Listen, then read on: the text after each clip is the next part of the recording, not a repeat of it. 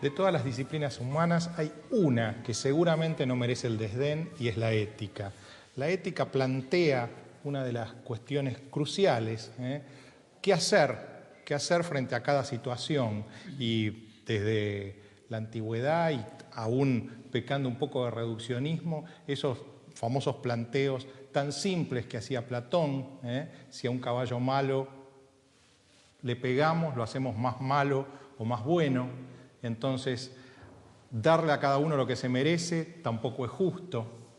Pasando por los planteos de Kant, hacer de la regla individual una regla universal, y llegando a los planteos de la ética, de la ius ética, podríamos decir, norteamericana, de Nozick y Rawls, que lindan con la política, con la filosofía política. Es uno de los grandes temas que no podía ser ajeno a nuestro programa Aguafiestas. Hoy vamos a debatirlo con Juan José, como habitualmente lo hacemos, y con una personalidad de esta disciplina, que es Osvaldo Guariglia, que acaba de publicar un libro cuyo título es Breviario de Ética, de Editorial Edasa, que es profesor en la Universidad de La Plata de Ética, que se doctoró en Alemania en esta disciplina y que nos va a ayudar a reflexionar sobre todos estos temas. Enseguida vamos a continuar, vamos a la pausa y volvemos.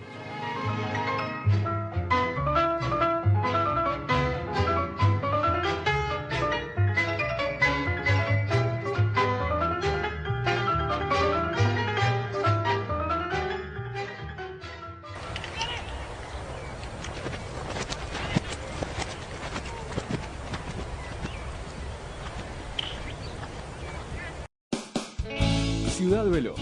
Préstamos tan personales como las razones para sacarlos. Por cada 1.000 pesos pagás menos de 30. 84 meses de plazo. Hasta 15 sueldos. Gestión en 48 horas.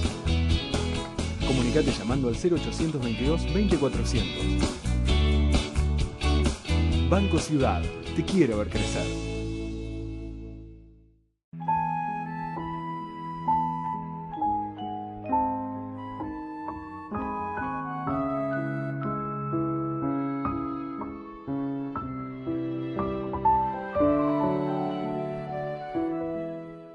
UCES, la excelencia, un compromiso. www.uces.edu.ar. Juan José, te invito a introducir al doctor Guariglia en este tema. Bueno, yo quisiera que habláramos sobre un tema que es una constante de tus libros y con los que yo coincido en casi todo, y es el tema de una contradicción que se da entre los valores del mundo moderno y las sociedades democráticas, valores de la libertad, de la igualdad, de los derechos humanos, y que entran en contradicciones con ciertas corrientes filosóficas y sociológicas que están en boga hoy y en las últimas décadas. ¿Y qué es lo que vulgarmente se llama, un término que a mí no me gusta, pero vulgarmente se llama la posmodernidad, ¿no?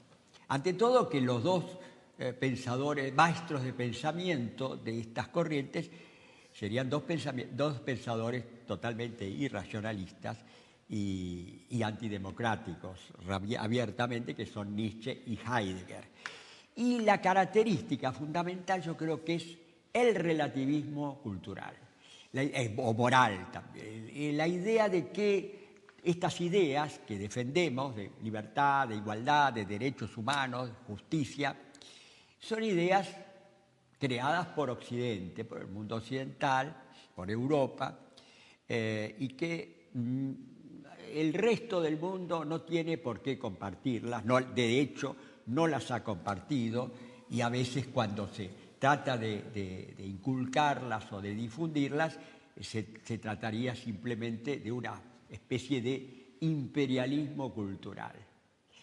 Caemos así entonces si consideramos que los valores son relativos a determinadas culturas, a determinados pueblos o naciones o razas o etnias o religiones, bueno, terminamos teniendo que justificar muchos crímenes y muchas estupideces también. Por ejemplo, bueno, tendríamos que justificar el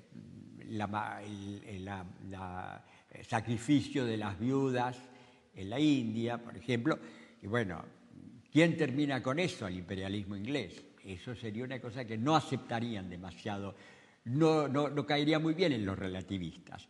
Y bueno, y en el mundo ya actual, ya el caso del fundamentalismo islámico, el caso de las mujeres, el fundamentalismo islámico. Entonces, yo quisiera que habláramos, que vos me dieras tu opinión sobre cómo podemos afrontar este tipo de relativismo, estas contradicciones que se dan, si adoptamos ciertos valores, es porque creemos que esos valores son universales. La primera reflexión es la siguiente. También el concepto de valor forma parte de la tradición occidental. Claro. Esto es, digamos, curiosamente esto lo ocultan todos los partidarios de esta multiplicidad y relatividad de valores, porque el concepto de valor en realidad se pone en boga en la Alemania guillermina de fines del XIX, y hay un filósofo curiosamente olvidado completamente, pero Nietzsche habla de él y se enoja con él, que se llama Eduard von Hartmann, que es el que mayor insistencia puso en que, digamos, los valores eran aquellos que determinaban el pensamiento. ¿Cómo pasa a, digamos así, inclusive a la sociología? Es la influencia directa que tuvo Nietzsche sobre Weber, porque Weber descubre que en realidad este modo de concebir descriptivamente el valor le venía muy bien para su sociología comparativa. Todos los funcionalistas, Parsons en primer lugar, etcétera, toman esta idea de Weber del valor y la convierten en una especie de categoría descriptiva de cualquier cosa neutral. De ahí viene la famosa juicio de valor. Avalorativa, etcétera, ¿no? Evidentemente, digamos, eso ha llevado a que se intente sustituir todo por descripciones de lo que son las preferencias valorativas, casi gustos de determinadas, digamos, determinadas sociedades, y que por encima de ello no haya nada. Pero eso también no hay ninguna posibilidad de comparación ni de superioridad de un valor sobre el otro. Todos son iguales. Pero eso también es una idea occidental. Sí. ¿No? Si uno toma lo que son, digamos, las corrientes alternativas, ninguna de ellas acepta el relativismo de los valores. El islamismo no lo acepta. Claro, ese es el tema. Somos tolerantes con quienes no son tolerantes. Para ellos no, el islamismo es absoluto. Claro, por supuesto. ¿no? Entonces, esto es una cosa sumamente interesante, que de alguna manera hay que aceptar esto como la verdad, digamos, no el relativismo absoluto, y no, por el otro lado, no se le puede exigir al otro que también admita el relativismo de sus propias corrientes. Ahora, el Occidente se suicida a sí mismo. Exacto. Lo interesante bueno, por supuesto que desde el punto de vista de la ética, yo lo que he intentado demostrar en mis libros, sobre todo en moralidad, y luego en esta es una ética para el siglo XXI y ahora en el breviario de ética, es que de ninguna manera cuando uno hace un juicio moral está incurriendo en relativismo. No. Que de alguna manera hay como quería Kant, una razón práctica. Esta razón práctica ya no la podemos fundamentar en el tipo de teoría de la razón subjetiva que daba Kant, pero es algo que está inscripto en las mismas estructuras de nuestro lenguaje comunicacional. Aún un autor como Sartre, que básicamente enfatizaba la contingencia, en el existencialismo y el humanismo él dice, los valores los crea el hombre, Pero si uno elige un determinado valor, cree que ese valor es válido para todos. todo el mundo. Si no, no hay valor. Ahora, me gustaría introducir algunos matices en esto para ver cómo Juan José y usted, doctor Guariglia, sin duda que uno se siente una franca antipatía ante quienes propugnan la ablación del clítoris, ante quienes quieren prohibir a Salman Rushdie, etc. Ahora, desde el punto de vista sustentablemente filosófico, que sería pensar sin presupuestos, ¿no? Es decir, no tener un dogmatismo inicial. ¿Cómo justificar que eso que Juan José dice de Sartre, que el individuo crea que ese valor es universal en su corazón, cómo se pega el salto de eso, de que el individuo lo crea, a que realmente sea un valor universal? Porque, ¿por qué es valor universal el que yo tengo dentro de mi corazón y no el que tiene usted, no el que tiene Juan José, no el que tiene el Ayatollah Khomeini? ¿Por qué el que tiene el Ayatollah Khomeini dentro de su corazón no puede ser un valor universal? En definitiva, parecería que cualquier opinión goza a priori de una presunción de validez. Bueno, en principio, digamos así, de presunción de validez goza desde el punto de vista teórico, digamos así, una opinión que se afirma como verdadera y que quien la emite dice que puede dar razones para sostenerla como verdadera.